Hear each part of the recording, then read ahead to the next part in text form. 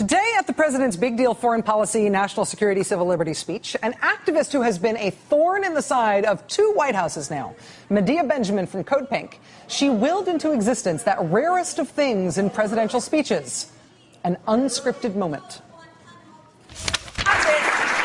So today, once again, today, these desperate people. I'm about to address it, ma'am, but you got to let me speak. I'm about to address it. Commander-in-Chief. Let me address it. Close Guantanamo today. Why don't you let me address it, ma'am? Those 86 prisoners. Why don't you sit down and I will tell you exactly what I'm going to do. President at first seemingly flustered by the interruption, sort of. But then nobody quite knew how it was going to end because the heckling did not stop. She stopped for a second, but then she interrupted the president again and again and again, and eventually he just let her speak.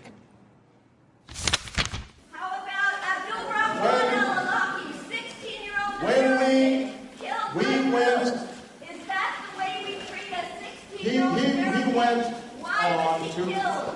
Can you tell we us went on. why Abdul Rahman al-Awlaki was killed? Can you tell Muslim people their lives are as precious as our lives?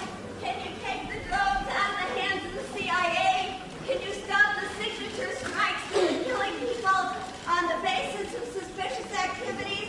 We're addressing Will you that. apologize to the thousands of Muslims that you have killed? Will you compensate the innocent family victims? That will make us safer here at home. I love my country. I love the rule of law. The drones are making us less safe, and keeping people in indefinite detention in Guantanamo is making us less safe. Abide by the rule of law. You're a constitutional lawyer. All that while, this was the look on the president's face. Listening. Standing there listening at what is supposed to be his own speech. But the look of a maybe flustered president being heckled at extraordinary length. We're addressing that, ma'am. Eventually seemed to give way to something else. The voice of that woman is worth paying attention to. Obviously,